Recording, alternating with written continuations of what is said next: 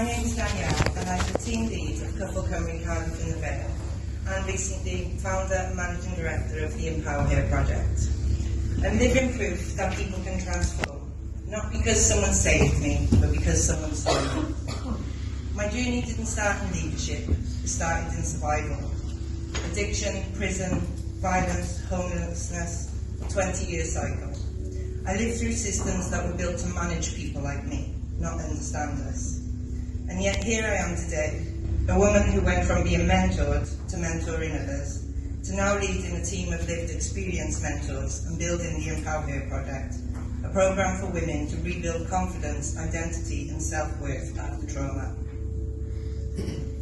When I first met a mentor, they didn't come with a clipboard or a title, they came with empathy.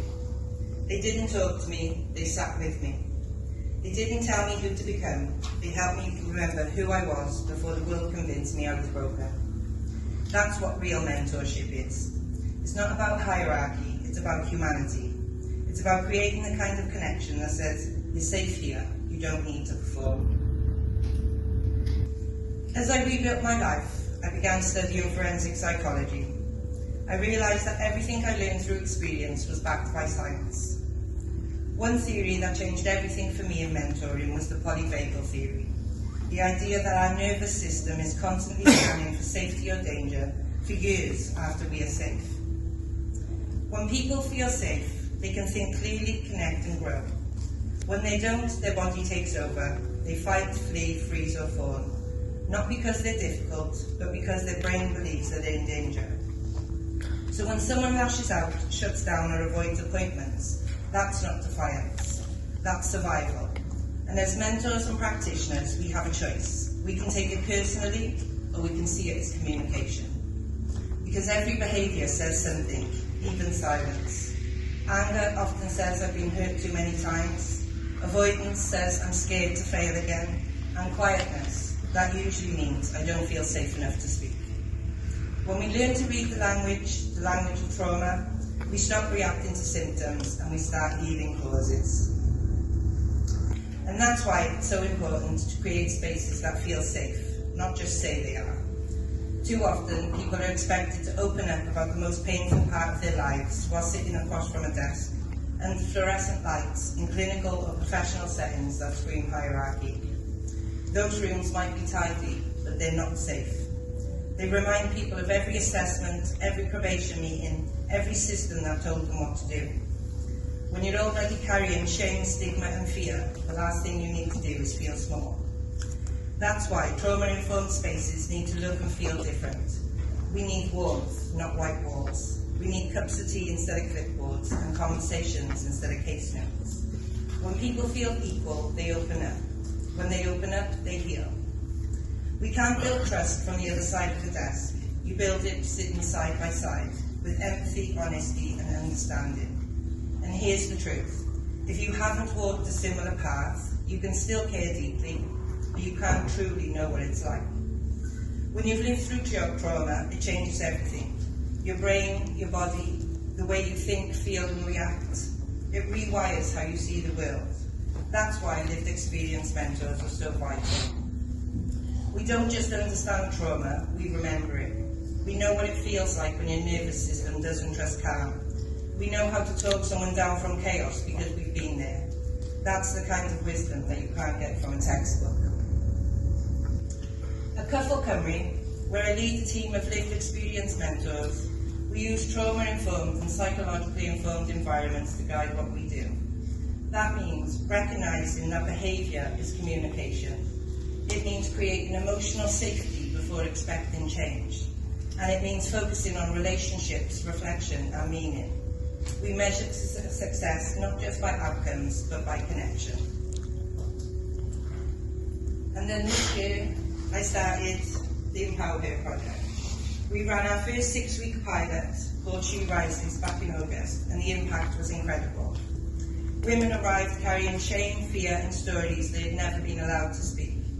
They left standing taller, with hope in their voices and fire back in their bones.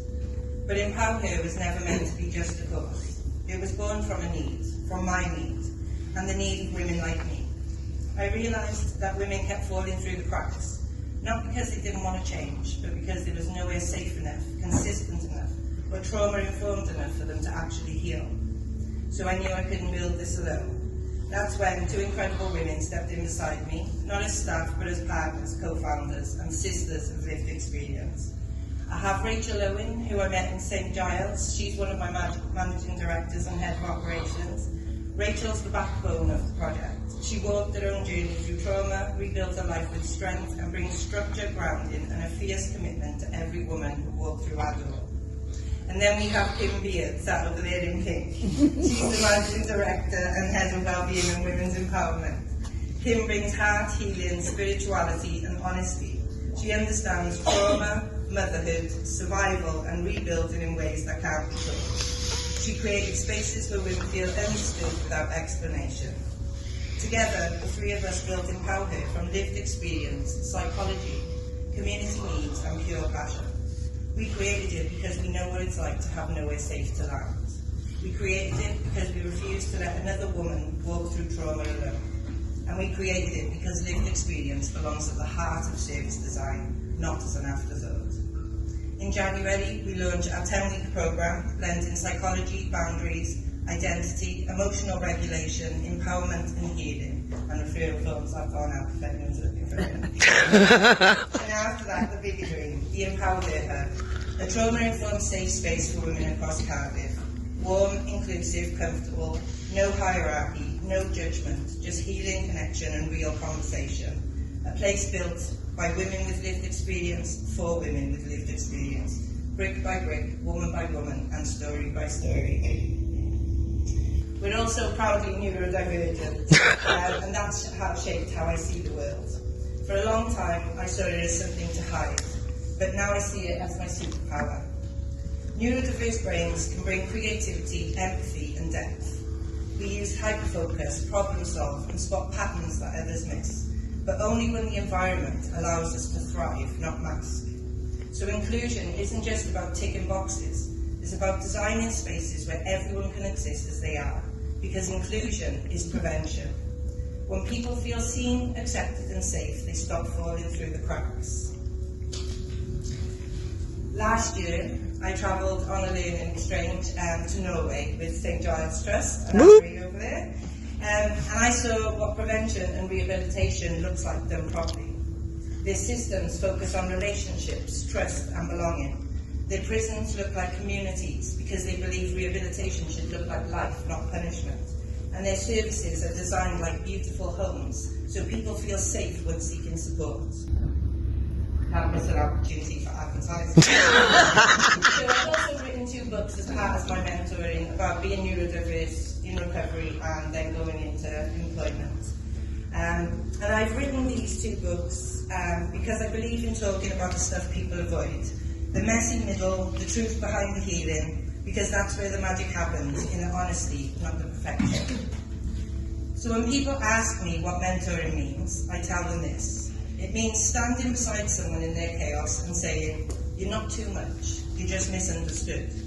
It means creating spaces where people feel safe enough to be seen. It means using your story, your truth, to light the way for someone still walking in the dark. Because authenticity changes rooms, empathy changes lives, and understanding, real lived understanding, changes everything. Thank you.